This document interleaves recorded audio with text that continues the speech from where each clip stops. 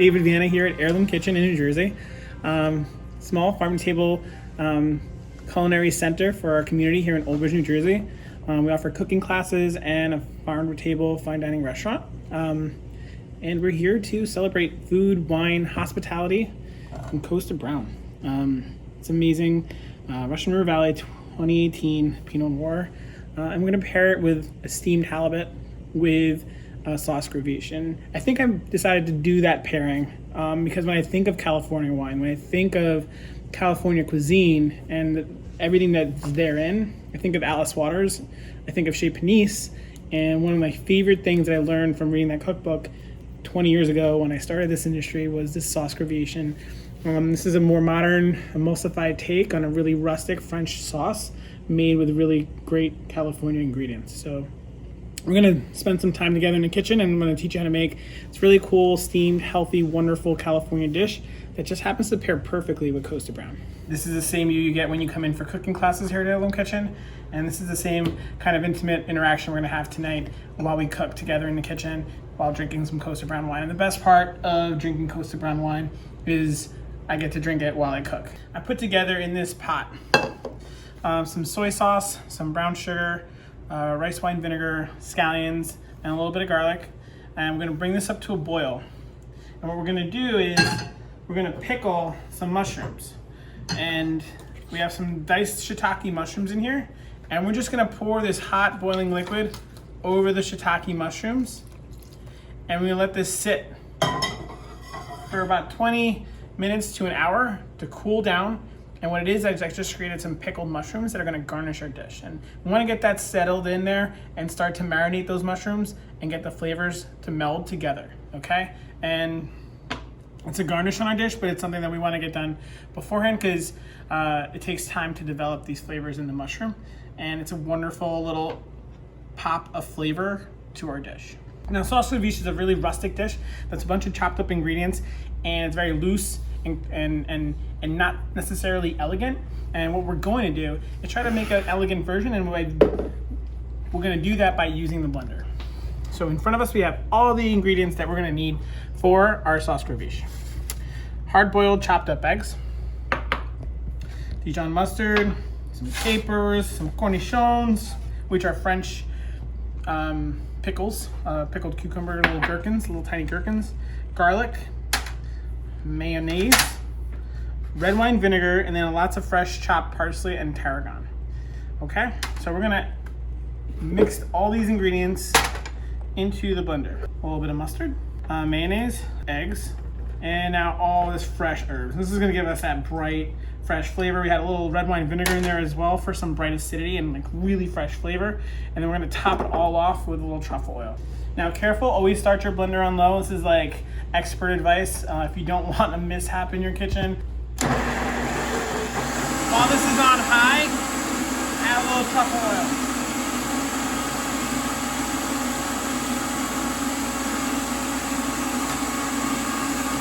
Pinch of salt. Generous pinch of salt.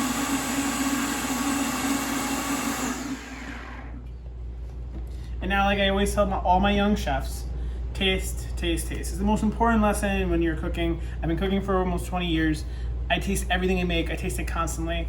I recommend you do the same. It tastes awesome. I'm gonna put another little pinch of salt.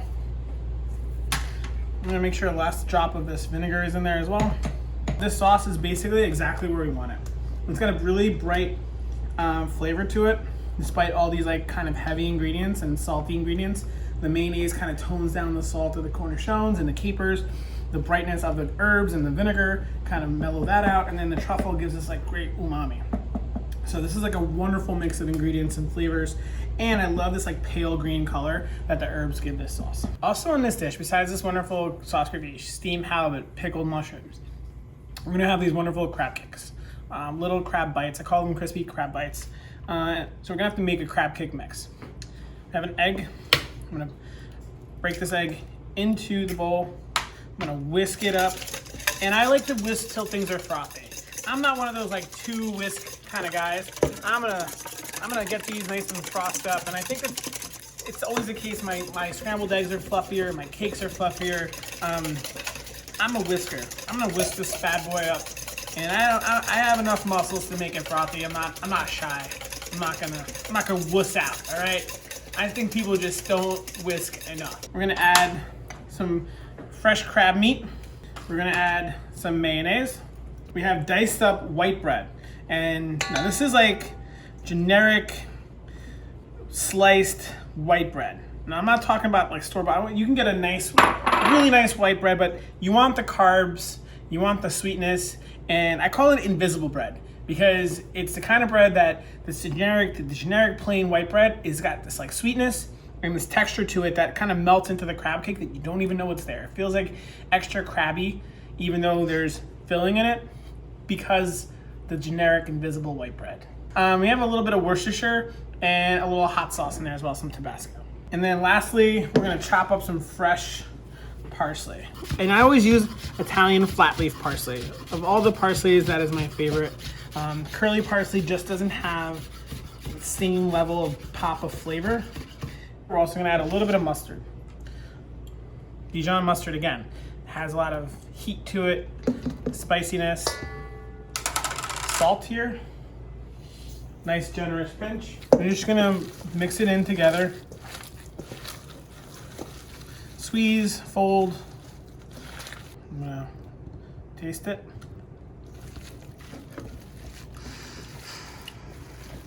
Tastes amazing. One, I like them small because we're gonna bread them, so the breading is gonna actually make them a little bigger too.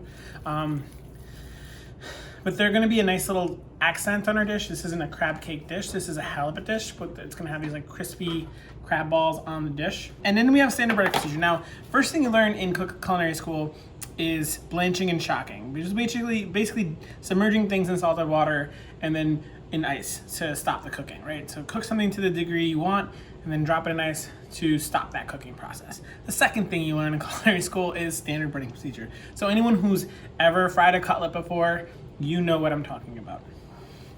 So we're gonna get some crab balls in the flour, and what the flour is gonna do is it's gonna create a dry coating on the crab meat, and the dry coating is actually is what keeps the breading really crispy.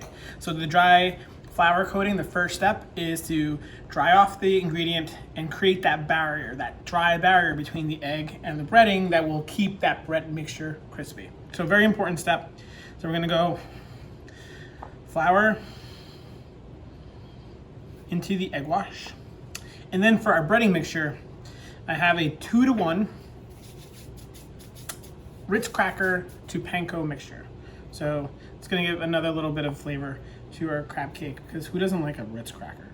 And notice I went a wet hand and then a dry hand. So you take one hand out of the egg mixture and you use the opposite hand to roll them in the breading. And what I try to do is I get them submerged in the breading before I touch them, so you keep your hand dry and prevents all that basically getting gunk hand.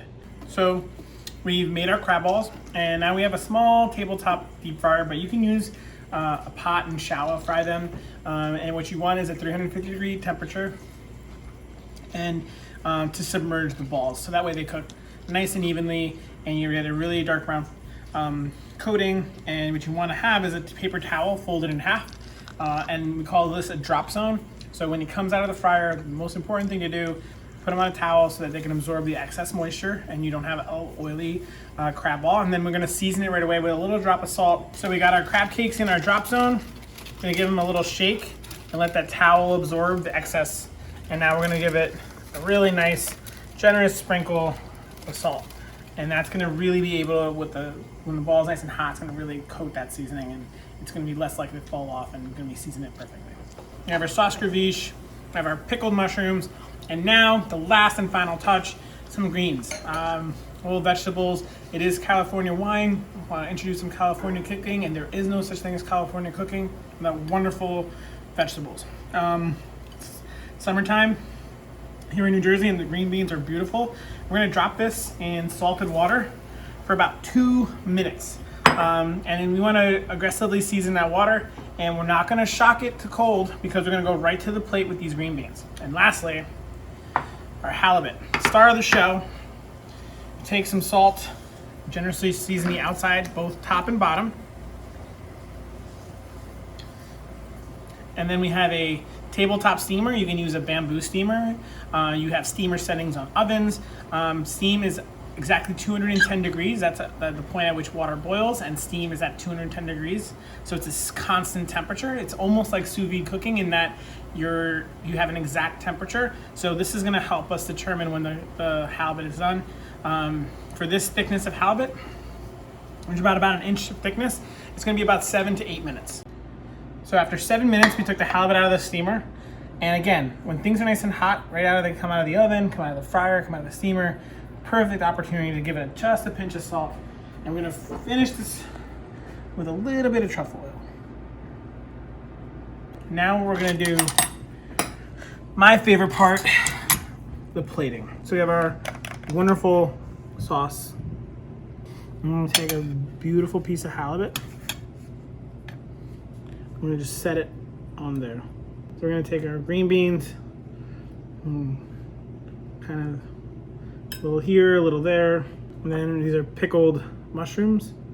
And this is gonna add a pop, wonderful pop of flavor, a little salty goodness. And then our crab cakes. And what I like to do is I like to break them open so people can see what's inside.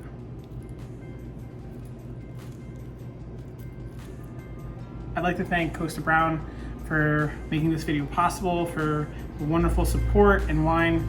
Check us out on Instagram, or you can follow at Chef David Viana, which is me, for more tips, videos. Thank you for the support. Kosta Browne, your efforts for the hospitality industry are unquestioned, needed, appreciated. You guys are amazing and have the most amazing following, and it's deserved. Thank you so much.